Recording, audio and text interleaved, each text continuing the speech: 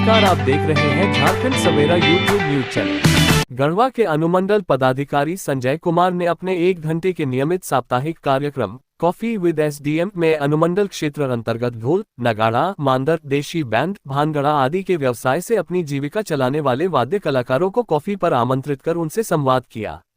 इस दौरान न केवल उनकी निजी समस्याओं को सुना गया बल्कि सभी ढोल बैंड वादकों के समक्ष आ रही व्यावसायिक दिक्कतों और प्रशासन से उनकी अपेक्षाओं के बारे में जाना गया तथा उनसे महत्वपूर्ण सुझाव भी लिए गए।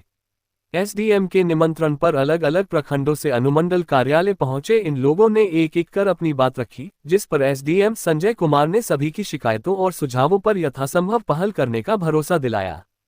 ज्यादातर आमंत्रित सदस्यों ने डीजे पर पाबंदी के निर्णय पर हर्ष व्यक्त किया। साथ ही गढ़वा में इस निर्णय के प्रभावी अनुपालन पर प्रशासन को धन्यवाद दिया।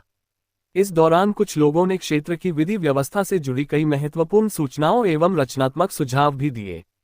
पंजाबी भानगड़ा संचालक सदर प्रखंड के वाल्मीकि कुमार ने कहा कि उनके भानगड़ा समूह में 20 लोग काम करते हैं, किंतु जब डीजे के चलते उनका काम कम हुआ तो इससे सीधे 20 लोगों की जीविका प्रभावित हुई है।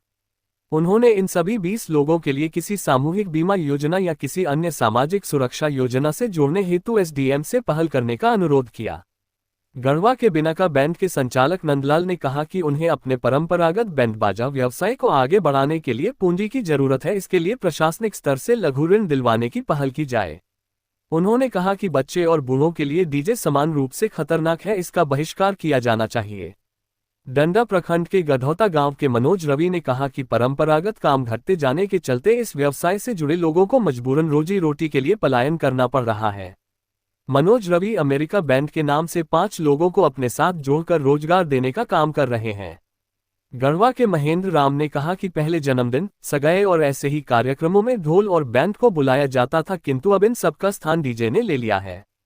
ऐसे में उन्होंने अपने 3 में से 2 बेटों को बाहर काम करने भेज दिया है, क्योंकि उन्हें पता है कि अब यह व्यवसाय उनका पेट भरने के लिए काफी नहीं है। मजबूरन एक बेटा ही उनके साथ इस परंपरागत व्यवसाय से अभी जुड़ा है। खजूरी लगमा के 25 वर्षीय सुनील कुमार कहते हैं कि उन्होंने अभी ढोल और बैंड बाजा का नया काम 2 महीने पहले ही खोला है। डीजे पर पाबंदी के बाद उन्हें लगा कि अब ढोल व्यवसाय के दिन वापस आएंगे। इसी आशा में उन्होंने आसपास के 20 लोगों को जोड़कर इस परंपरागत काम को शुरू किया है। राजा बैंड से के नाम से ढोल ताशा का काम करने वाले बाना मेराल के अखिलेश ने बताया कि वे काम करने के लिए गुजरात चले गए थे, किंतु डीजे बैंड की खबर से खुश होकर वे वापस अपने गांव लौट आए हैं। अब वे 5 अन्य लोगों को साथ लेकर दोबारा से ढोल भानगड़ा के क्षेत्र में उतर रहे हैं। मेराल में संगम म्यूजिकल ग्रुप के संचालक अनिल राम ने कहा कि ढोल ताशे का काम सीजनल है, ऊपर से डीजे के बढ़ते प्रचलन से उनकी कमर टूट गई है। इस क्षेत्र में जितनी मेहनत है उतनी मजदूरी नहीं मिलती है, इसलिए उन सभी का मनोबल टूट रहा है। उन्होंने कहा कि लोग डीजे के लिए लाख रुपए भी दे सकते हैं, किंतु ढोल वालों के लिए 2000 रू भी बड़े मुश्किल से निकलते हैं। सुपरस्टार पार्टी के नाम से बैंड पार्टी चलाने वाले जरही निवासी यमुना प्रसाद ने कार्यक्रम के दौरान अपने अन्य साथियों से अपील की कि वे लोग काम के दौरान नशे का सेवन न करें, क्योंकि इससे व्यावसायिक छवि खराब होती है। उन्होंने कहा कि कई बार डीजे वालों के सहयोग से उनकी बैंड पार्टी को भी डीजे के साथ काम करने के लिए अवसर मिलता है, किंतु भयंकर ध्वनि प्रदूषण के बीच उन्हें कभी सहज महसूस नहीं होता। इस दौरान आमंत्रित सदस्यों ने अपनी कई निजी शिकायतें भी एसडीएम के समक्ष रखी। डंडा प्रखंड के उमेश कुमार ने आवास योजना तथा राशन कार्ड में नाम नहीं जुड़ने की बात कही। वहीं वाल्मीकि कुमार ने म्यूटेशन के संबंध में और यमुना प्रसाद ने जरही व डंडई के बीच अधूरे पड़े पुल की बात रखी। अंत में एसडीएम संजय कुमार ने सभी की समस्याओं और शिकायतों पर यथासंभव पहल करने का भरोसा दिया। साथ ही सभी को अंग वस्त्र देकर सम्मानित किया। इस दौरान दिनेश कुमार, रमेश कुमार, धीरज कुमार, अमन कुमार, रवि कुमार आदि ने भी विचार रखे।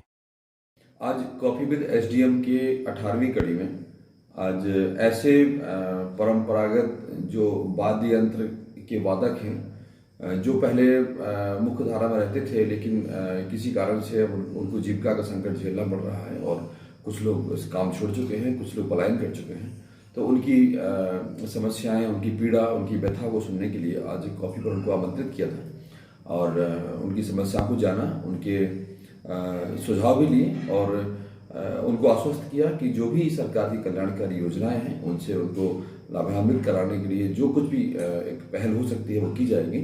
साथ ही अगर उनको लघु ऋण चाहिए हो अपनी पूंजी बढ़ाने के लिए या अपना व्यवसाय बढ़ाने के लिए, तो वो भी हम विभिन्न कल्याणकारी योजनाओं के माध्यम से उनको आच्छादित करने का प्रयास करेंगे।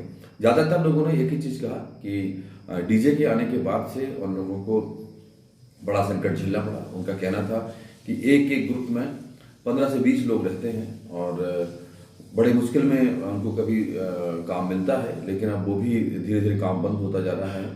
उनके 20 लोगों का काम एक डीजे व्यवसाय के द्वारा हो जा रहा है, उसका सब्स्टिट्यूट के रूप में डीजे को लोग यूज कर रहे हैं। तो उन लोगों की पीड़ा थी, लेकिन उन लोगों को आस भी जगी है, उन लोगों को उम्मीद जगी है कि शायद डीजे बंद होने के बाद उनको उनके दिन दोबारा से लौटें। उनमें से जो आज कॉफ़ी में आए थे, कॉफ़ी पर आए थे, उनमें से एक व्यक्ति ऐसे थे जो उनका कहना था कि वो गुजरात में काम कर रहे थे, लेकिन जब उनको मालूम चला कि अब डीजे पे पाबंदी लग रही है तो वो वापस आ गए इस उम्मीद के साथ कि फिर से वही काम करेंगे। तो 4-5 लोगों को मिला करके उन्होंने अपना काम शुरू किया है। न केवल उनकी जीविका से संबंधित बल्कि उनकी निजी मतलब पर्सनल फ्रंट पर भी उनको जो दिक्कतें आ रही हैं, किसी का राशन कार्ड का इशू था, किसी का पेंशन योजना का मैटर था, किसी का भूमि विवाद था, उनके बारे में भी उन लोगों से फीडबैक लिया गया और उनके निजी समस्याओं को हल करने का आश्वासन दिया गया और आज का कार्यक्रम बहुत अच्छा रहा।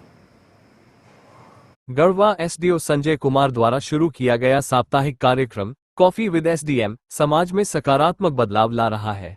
इस पहल के तहत आम जनता को प्रशासन से सीधे संवाद करने का अवसर मिलता है, जिससे उनकी समस्याओं का त्वरित समाधान हो रहा है। कार्यक्रम में लोग अपनी शिकायतें और सुझाव खुलकर रख सकते हैं, जिससे प्रशासन और जनता के बीच विश्वास बढ़ रहा है। ये पहल स्थानीय प्रशासन की पारदर्शिता और जवाबदेही को मजबूत करने में मदद कर रही है।